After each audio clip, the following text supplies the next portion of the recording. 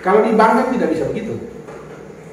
Di bank kan kalau Anda merasa bunga yang terlalu tinggi, Anda tidak mungkin datang protes ke tellernya atau ke satpamnya. Tidak mungkin, pasti diusir ya. Kalau koperasi karena milik bersama, Anda juga punya saham di sana, Anda datang, Anda bisa protes apapun yang Anda inginkan. Ya, itu bedanya. Sudah bisa dipahami ya pengertian dari definisi ini. Ya, agak panjang. Tapi kalau kita paham mengenai ini, maka kita akan menjawab semua pertanyaan-pertanyaan mengenai dari anggota mengenai koperasi. Ya. Oke ya, ini mengenai definisi, masih ada 3 lagi ya, jati dirinya ya. Masih ada 2 lagi ya, dari 3 ya. Yang berikut adalah, oke, definisi ini menunjukkan, sudah saya jelaskan ya, koperasi itu hubungan dari orang-orang ya. Jadi yang datang di situ itu orang-orang ya, manusia. Ya, bukan, oke, ini juga perlu saya sampaikan bahwa koperasi kita, Cahaya Puncak Perahin ini, anggotanya adalah manusia. Apabila ada lagi kelompok lain, ada lagi koperasi lain bergabung menjadi satu sekunder, satu pusat, maka pusat itu anggotanya adalah primer atau termasuk salah satunya Cahaya Puncak Perahin. Kalau sekarang ini yang kita bentuk adalah primer, yang anggotanya adalah manusia. Ya, oke. Kemudian orang-orang beriman secara sukarela memenuhi kebutuhannya, yang datang itu tidak dipaksa. Ya, itu sudah saya jelaskan semua. Memenuhi kebutuhan dan aspirasi mereka. Oke, lanjut Pak. Ya, indikator ya. Indikator itu kan tanda-tandanya ya. Apa yang bisa kita lihat ya? Koperasi itu adalah perkumpulan orang sekaligus perusahaan. Ya, orang-orang mengumpulkan uang mereka, kemudian diolah oleh pengurus, oleh manajemen koperasi menjadi satu perusahaan ya, yang dioperasikan seperti sebuah perusahaan. Ya, nah perusahaan itu tentunya banyak kategorinya ya, perusahaan seperti apa, ya persyaratan menjadi perusahaan itu apa dan sebagainya. Nah itu nanti akan kita pelajari lebih lanjut dalam langkah berikut ya, langkah lanjutan. Kalau ini kita bicara tentang dasar-dasar, ya. Oke, anggota adalah pemilik sekaligus pengguna. Buktinya tadi toh, Anda sebagai pemilik itu apa buktinya? Ini yang tadi saya jelaskan, bahwa kita itu sebagai pemilik koperasi, buktinya apa? Atau tandanya apa bahwa saya itu pemilik koperasi? Bayar iuran. Iya, simpanan pokok, simpanan wajib, sukarela. Di situ sebagai bukti bahwa saya pemiliknya. Sekaligus pengguna. Jadi ibu sudah menyetorkan uang-uang itu, dana-dana itu, kemudian saya gunakan untuk apa? Saya kasih contoh misalnya, ibu mau berusaha, mau buka toko, atau jangan toko. Ibu mau jadi juga pedagang kopi, pedagang biji.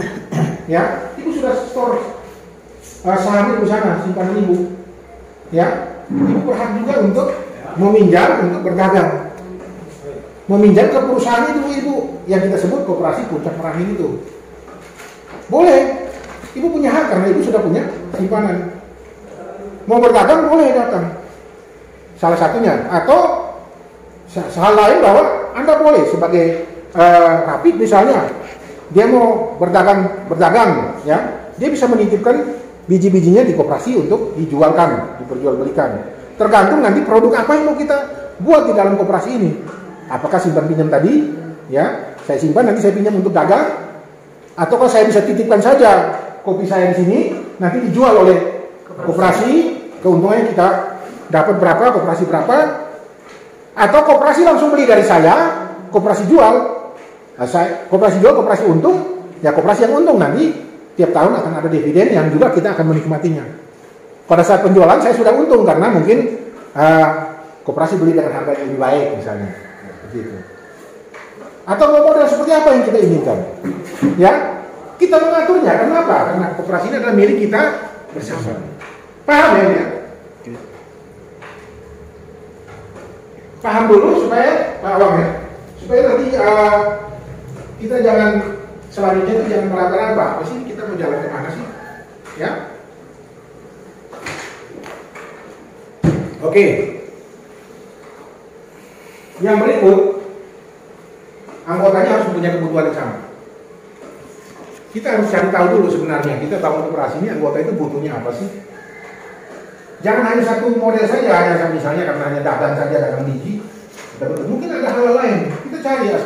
aspirasi dari masyarakat, dari anggota, calon anggota, apa sih yang Anda inginkan dari koperasi ini? Ya, karena kalau anggota koperasi tidak punya kepentingan di situ, ngapain saya mau jadi anggota? Iya toh? Manfaat untuk saya. Kita harus melihat secara keseluruhan, secara utuh. Oh, saya butuh ini. Bisa nggak koperasi melayani? Kenapa? Inti dari sebuah koperasi yang berhasil itu adalah anggota yang baik. Kalau kita sendiri bilang, oh koperasi ini akan jadi, masyarakat itu sangat butuh itu. Untuk apa kita bangun? Kenapa? Karena kita sendiri yang merasa bahwa koperasi itu yang mau saya bentuk ini yang bagus. Sedangkan masyarakat yang menjadi tonggak utama bilang tidak. Masuk akal kan? Jadi harus melihat juga dari aspirasi bersama. Ya, Anda butuh apa? Ya, bisa nggak Kapan aspirasi itu disampaikan? Apakah kemudian dalam perjalanannya saya sebagai anggota koperasi melihat teman sebagai pengurus, saya datang langsung ke Herman, kami perlu ini. Herman langsung mengadakan atau bagaimana sebenarnya pemahaman memenuhi kebutuhan bersama itu di kapan waktunya dan bagaimana teknisnya? Baik, paham pertanyaannya Pak Bulen? Paham ya. Artinya setiap orang kan punya kebutuhan yang berbeda, ya. Dan setiap orang tidak mungkin setiap orang datang bilang saya butuh ini kita langsung menyediakan. Iya toh? Tetapi kita sebagai pengurus koperasi tentunya melihat. Namanya pengurus pasti kan dia akan datang di kelompok. Ya, nggak mungkin pengurus dia duduk di rumah terus dia tunggu ada yang mau datang lapor, tidak. Pasti sebagai pengurus dia tahu bahwa oh ini di desa ini kan ada 5 desa ya, di desa ini banyak kan ini kebutuhan ini banyak. Cari mayoritas kebutuhan yang ada. Kalau kita istilah kerennya itu asesmen dulu, ya asesmen dulu. Jangan sampai jualan burung itu menjadi produk kita, bukan ya. Kita cari yang utama dari masyarakat kita ini, dari kecamatan Jangkat ini, kebutuhan utamanya apa. Itu kita harus tahu, sebagai pengurus harus tahu, ya.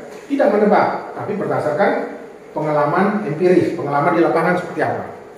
Oh di sini ternyata butuh ini, di sini. Mayoritasnya apa kira-kira? Kebutuhan-kebutuhan ini bisa nggak kita akomodir? Ya, itulah yang kita sebut memenuhi aspirasi-aspirasi dari masyarakat.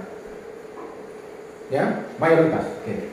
Boleh tidak kemudian berdasarkan aspirasi, kita berdasarkan hasil survei tadi, masukan segala macam, kita ambil mayoritas, terus kemudian secara sepihak pengurus menetapkannya itu akan dilaksanakan tanpa kemudian meminta izin kepada owners yang memiliki koperasi. Mengerti mengenai ya pertanyaannya Pak Bujen ya. Artinya ada banyak aspirasi datang, aspirasi yang sama datang ke pengurus. Pak, kami ini sebenarnya butuh dana untuk bangun rumah. Saya seperti itu. Tapi kami nggak punya dana. Boleh nggak Bapak membuat produk mengenai pinjaman perumahan? Pinjaman untuk membangun rumah maksudnya. Produk pinjaman untuk perumahan. Boleh nggak? Ternyata yang datang dan menurut pengurus melihat banyak sekali antusiasme, semangat, keinginan dari warga, keinginan calon anggota maupun anggota yang menginginkan bahwa koperasi mampu menyediakan satu pinjaman untuk perumahan. Boleh nggak pengurus memutuskan, oke, kita bangun? Boleh nggak? Itu kan pertanyaannya, ya, inti pertanyaannya. Sekarang, ketika banyak aspirasi masuk, maka pengurus akan menerima aspirasi itu, mengkaji aspirasi itu, mengkaji, tidak serta-merta memutuskan, betul tidak? Betul Pak. Tidak serta-merta, mengkaji. Setelah dikaji secara mendalam, diadakan penelitian secara mendalam, pengurus bilang bisa. Kalau pengurus bilang bisa, tentunya sudah ada alasan-alasan kuat bahwa pengurus bilang bisa itu karena apa? Bukan karena desakan dari seseorang, bukan karena titipan dari seseorang, tapi pengurus punya alasan sendiri bilang itu bisa. Ya, paham sih ya? Kenapa? Karena pengurus harus bersiap untuk bertanggung jawab ketika ada anggota bertanya, kenapa kamu bangun ini si pinjaman untuk perumahan? Ya, berarti pengurus harus punya alasan yang kuat, punya segala macam kriteria yang kuat untuk membangun satu pinjaman untuk perumahan. Nah, sekarang kapan itu bisa dilakukan? Setelah pengurus memutuskan bahwa ini bisa jalankan. Kapan dia bertanggung jawab? Pada saat rapat anggota tahunan. Jangan dulu. Yang penting bahwa Anda pasti bisa bertanggung jawab terhadap produk ini. Jalan.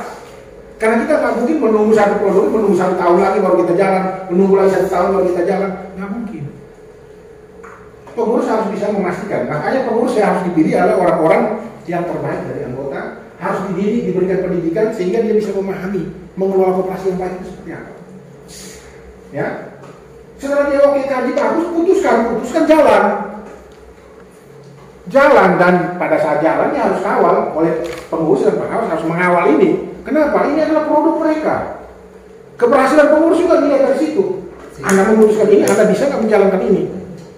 Anda menjalankan ini, Anda bisa nggak mengawasi ini? Sehingga tidak terjadi penyimpangan, tidak terjadi kecelakaan di dalam.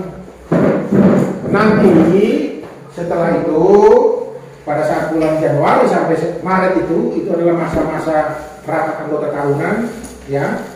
Setelah 3 bulan, dalam 3 bulan ini kalau Anda memutuskan rahnya kapan, Anda persiapkan untuk nanti Anda sosialisasikan, Anda tumpahkan ke anggota. Kami pengurus sudah menciptakan satu produk berdasarkan penelitian, berdasarkan A, B, C, D, dan sekian, dan sudah memutuskan menjalankan. Sejauh ini sudah ada 20 orang yang mengajukan pinjaman atau sudah mendapatkan pinjaman untuk membangun rumah. Silakan anggota lain mau bertanya, silakan. Anda siap menjawab. Gitu ya? Begitu. Jadi jangan tunggu dulu, misalnya bulan Januari baru kita berpikir, mau buat. Tunggu dulu tahun depan dulu baru kita putuskan. Nah itu terlambat, 1 tahun kita rugi. Ya? Berarti untuk unit bisnis, ya, itu tidak perlu mendapatkan persetujuan dari owner. Tidak perlu. Yang memutuskan itu adalah pengurus. Pengurus adalah, nanti kita lihat ya, pengurus itu salah satu wewenang utamanya adalah memberikan satu keputusan, membuat satu keputusan. Tentunya bukan keputusan abal-abal, keputusan berdasarkan alasan-alasannya. Nanti kita lihat itu nanti dalam materi selanjutnya akan kita bicarakan dengan pengurus dan pengawas. Apa sih haknya pengurus, apa sih wewenangnya pengurus, apa sih kapasitasnya pengurus, kualifikasi pengurus itu seperti apa. Sehingga ketika dia memutuskan satu produk, dia sudah tahu konsekuensinya. Ya, nah dia akan bertanggung jawab mengenai owner tadi. Owner tadi dia bertanggung jawab pada saat rapat anggota tahunan. Dia bertanggung jawab terhadap situ. Sehingga memang dalam memutuskan sesuatu jangan yang abal-abal kita putuskan, tapi kajian mendalam. Ya. Jadi jangan tunggu Pak, kalau nggak kita rugi waktu. Oleh karena itu kita membutuhkan pengurus-pengurus yang tangguh, yang cakap, yang bisa bertanggung jawab terhadap apa yang kami putuskan. Kemudian kita juga membutuhkan pengawas yang kuat, yang pandai untuk bisa menilai apakah pengurus ini memutuskan secara tepat, kemudian menjalankan seperti apa yang diputuskan atau tidak. Ya, 2 komponen utama itu harus ada. Ya, nanti kita bahas dalam materi berikut. Ya, oke Pak.